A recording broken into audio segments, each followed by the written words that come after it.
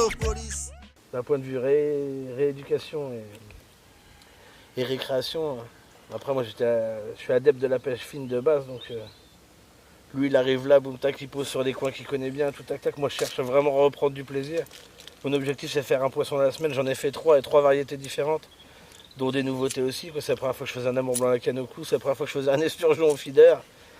Donc voilà quoi, il manque un poisson, on va dire, de catégorie assez correcte en poids, histoire de voir si ça tient justement, mais c'est une bonne rééducation, c'est de la rééducation positive, quoi.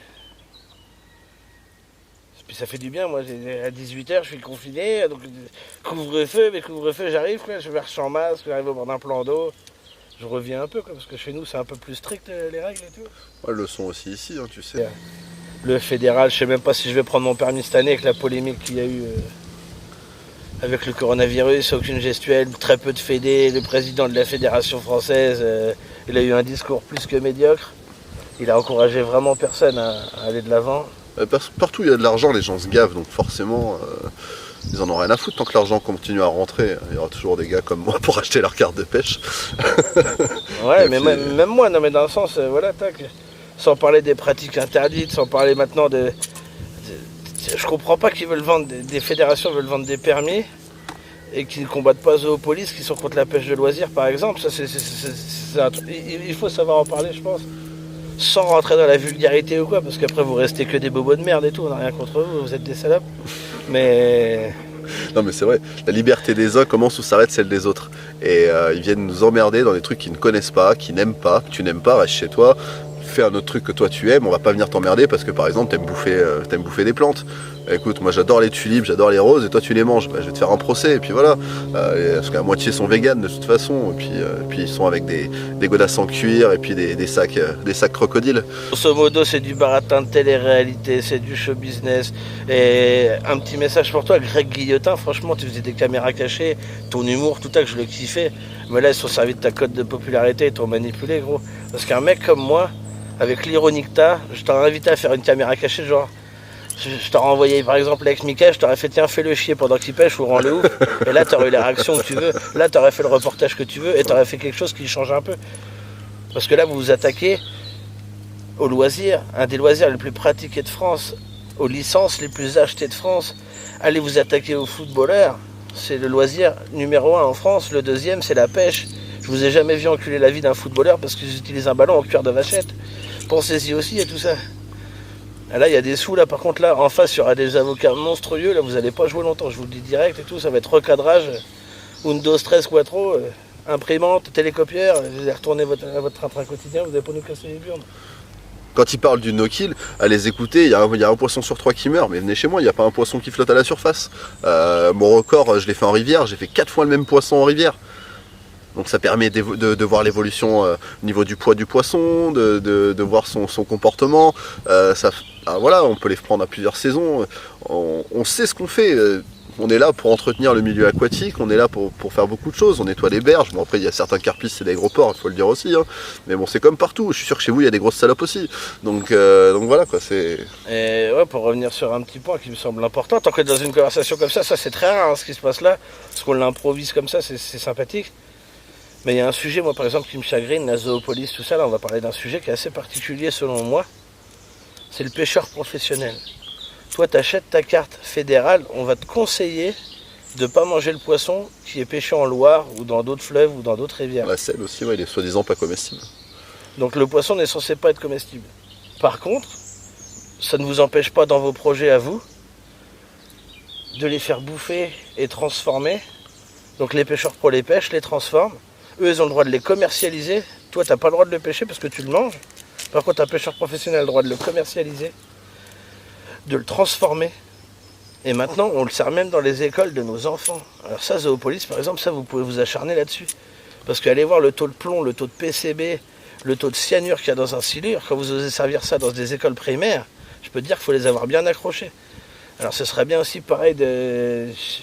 Moi, en fait, quand je connais pas un sujet, je l'engage pas. Tu vois ce que je veux dire? Enfin, j'espère que vous comprendrez. Après, bien sûr, des fois, on se fâche et tout. Une action qui peut être sympathique, mais à mettre en avant, c'est tac, mettez la team River Cleaner. Dans le 37, moi, j'étais voir des gars, ils ramassent des seringues, ils nettoient les berges. Ces mecs-là, à la base, c'est des pêcheurs. Maintenant, c'est devenu des présidents d'associations. Et j'ai des images là, même s'il veut Mika, je pourrais vous les donner, on pourrait les glisser dans cette jeune vidéo, ça va vous faire un léger cadrage, quand vous allez voir qu'ils sont passés 4 fois à nettoyer le truc, qu'ils ont ramassé 1000 seringues, que personne ne branle rien, des matelas dans l'eau, du sulbutex. Après on part dans une autre catégorie. Mais déjà arrêtez de jeter vos masques dans la rue et nous péter les couilles. Parce que mon pote là justement, le président de cette association là, il a ramassé une quantité de masques. Mais tous les jours, il fait le chemin aller-retour au boulot. Le mec, il pêche, il a son sac River Clean, une pince et sa canne. Et voilà comment il passe ses journées. Et croyez-moi qu'il ramasse plus de merde qu'il fait de poisson, malheureusement. Et faire du poisson, c'est vraiment la chose que je lui souhaite. Donc arrêtez de priver les gens, surtout ceux qui ont un intérêt particulier pour sa passion déjà d'une. Et nous, notre passion, on essaie de l'entretenir. Un exemple ici. Ça aurait pu être un carpodrome, ça aurait pu être je ne sais quoi, faire de la touche à tarbas, même si les touches sont régulières, on va pas se mentir. Voilà, il a préféré réguler les poissons, pas en mettre de trop, et il a préféré les disperser un petit peu. Que le poisson prenne vie, quoi, tout, que le poisson vive dans de bonnes conditions, se développe dans de bonnes conditions. Essayez déjà de vous occuper de la qualité d'habitat des poissons avant de vous occuper de leur qualité de vie. Même si la qualité... T'imagines le travail en mer déjà, même en mer. Et puis c'est pareil, ils ont créé encore une zoopolis, une autre association. Pourquoi ils vont pas rejoindre Sea Fisher et puis les autres là, ils continuent à se diviser même dans leur propre milieu. Il y a tellement de trucs à faire, la sauvegarde des baleines, des animaux en voie de disparition, les cirques, les animaux dans les cirques, c'est des trucs qui pour moi sont dégueulasses. Les bateaux qui draguent le fond en mer, la surpêche, ça c'est un vrai problème justement pour la consommation humaine. C'est de la pêche abusive, massive. C'est ça. Le problème, il vient pas du no-kill, il vient pas des pêches de loisirs. Mais vous essayez de taper là où c'est facile, mais je pense que le retour de bâton va être mauvais. Et le retour de bâton va être mauvais, pas forcément, parce que savoir que vous avez la politique de votre côté. Et ça, c'est un atout que vous avez, et vous jouez sur tous les plans. Mais comme il dit, de toute façon, vous vous ramasserez pas la gueule. Tous ceux qui ont fait la communication pour vous croyez qu'on se leurre ou quoi? Ils ont des millions d'abonnés, tout ça. Moi, j'en ai 10, bientôt 11, lui, il en a 2. Ça nous empêche pas de dire ce qu'on a à dire. Bon, après, peut-être on est maladroit. Peut-être on utilise des termes aussi qu'on ne gère pas trop, parce qu'on là, on fait ça un peu à flux tendu. Et justement, ça sort vraiment des tripes, quoi, ce qu'on dit. Et c'est même pas réfléchi, voilà, c'est comme ça. Mais des fois, il y a des choses qu'il faut vous dire. Nous, on connaît le sujet. Essayez déjà de gérer l'environnement dans lequel se développent les poissons, avant de gérer ce qu'on en fait nous, parce que franchement, après bien sûr il y a piqûre et tout à fait je conçois que ça peut déranger des gens, ça je le conçois tout à fait, mais il se passe bien pire ailleurs. Allez à la Réunion avec ceux qui pêchent des requins aux chiens, vous allez voir que de toute façon faites le tour du monde, allez voir les Indiens, les mecs, les camions bennes, les éboueurs, boum, c'est direct dans le Gange, là vous allez voir ce que c'est que la misère. Après voilà, il y a même des mecs qui pêchent maintenant à l'aimant, grosso modo tout le monde dépollue sauf vous, vous avez une grande bouche.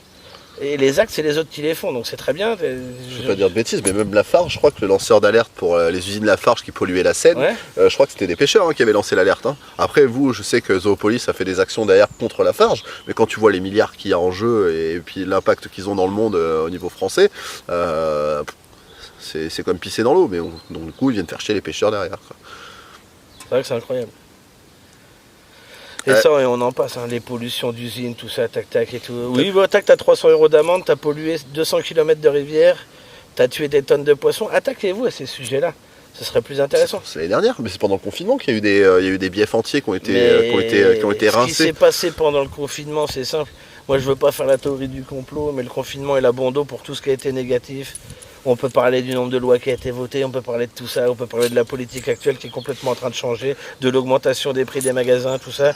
On peut parler du sable du Sahara aussi, qui est chargé de césium 134. Ouais, voilà, ouais. Plein de trucs où on nous baise la vie. Le ciel va être jaune, il y a du sable du désert dans le vent. Alors déjà, bizarrement, il n'y avait pas excessivement de vent quand c'est tombé, cette saloperie-là. C'est ça. Bizarrement, dans le ciel, il y avait beaucoup de bruit d'avions et d'hélicoptères, mais on ne parle pas de théorie du complot, surtout pas. Par contre, le premier gars qui a pris un coton-tige qui fait un test, ah bah non, mais c'est des résidus de plomb lourd qu'il y a dans l'air et tout. Bah pareil, c'était quoi? C'était pendant le confinement aussi, ou à Civaux, à la centrale nucléaire, ils ont demandé à tous les habitants par précaution, parce qu'ils avaient un petit doute, de prendre leur pilule de d'iode. Ouais. Bizarre, mais bon, il y aura une petite fuitasse, hein, c'est pas grave. Mais il y aura une troisième paire de couilles qui va pousser. Non, mais tant que ça reste des doutes, ça va. C'est pour ça, le vaccin, si vous avez un doute, vaccinez-vous. Comme ça, du bénéfice du doute. Tu vois. C'est ça. Comme ça, au moins, si t'es pas malade, peut-être qu'il y a une chance de le devenir. Non, mais bon, bref, là, vous voyez, on sépare. Non mais vous voyez ce que les gens ont en tête en fait. On pense à tout ça, plus notre vie quotidienne. Lui il pense à son boulot, que le Covid ça lui a foutu des tournées en l'air. Moi je pense à retrouver du taf, c'est l'enfer. Putain mais... Et vous en plus vous voulez nous retirer notre passion, mais vous voulez quoi? Oh, bah à la fin on ira sans Vous carte voulez de quoi? pêche, on ira pêcher avec un C'est à cause fusil. de gens comme vous qu'il y en a qui remettent la cagoule, moi je vous le dis. Mais c'est ça, non mais à la fin on n'en aura plus rien à foutre. Ce sera no pain no gain, on ira pêcher sans carte, on ira pêcher armé, parce que, ben, on se battra pour vivre notre passion, et puis c'est tout. C'était Ouais, c'est Nokia 87 et Fishing Cartel Mafia.